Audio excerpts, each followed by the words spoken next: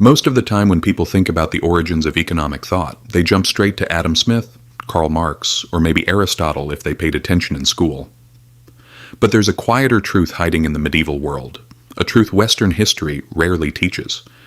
Nearly 1,000 years ago, long before capitalism or central banks existed, a Muslim scholar issued a warning that still echoes across every financial crisis today. He said that when money loses its moral compass, societies rot from the inside out. And judging by the world we live in, he might have understood us a lot better than we think. Welcome to the Financial Historian, where money, power, and history collide. And nothing is ever as simple as it looks. To understand Al-Ghazali, one of the most influential thinkers of the Islamic Golden Age, you have to imagine a world that looked both familiar and foreign. The year is around 1100 CE. Europe is fragmented and poor, still crawling out of the wreckage of the early Middle Ages. Meanwhile, the Islamic world stretches from Al-Andalus in Spain to Persia and beyond.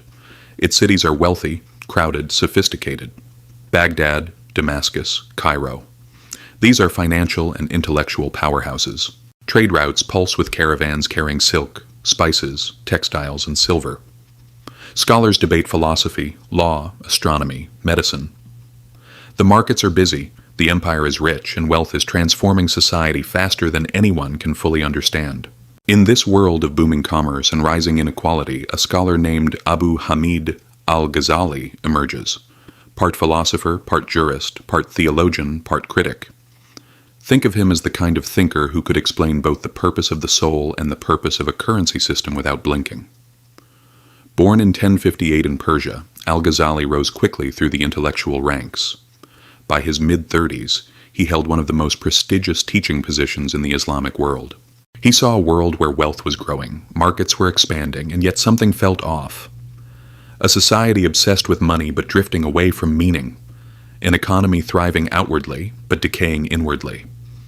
You don't have to try hard to see the modern parallel.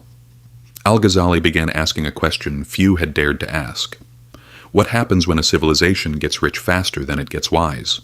For Al-Ghazali, money was not meant to be war-ripped, hoarded, or used as a status symbol. It was a tool, nothing more, a facilitator of exchange. He compared money to a mirror. A mirror has no value on its own. Its worth comes from what it reflects. Money is the same. And from this foundation emerged one of his most important insights. Hoarded money is dead money. To him, wealth locked away in chests, hidden in rooms, or buried in courtyards, wasn't just useless, it was socially destructive. Idle wealth doesn't circulate. It doesn't feed workers, fund trade, or support families. It strangles economic life. Speculation destroys trust. Al-Ghazali had no patience for merchants who manipulated prices, created artificial shortages, or exploited crises for profit. He saw speculative behavior not as clever strategy, but as moral corruption, profit without contribution.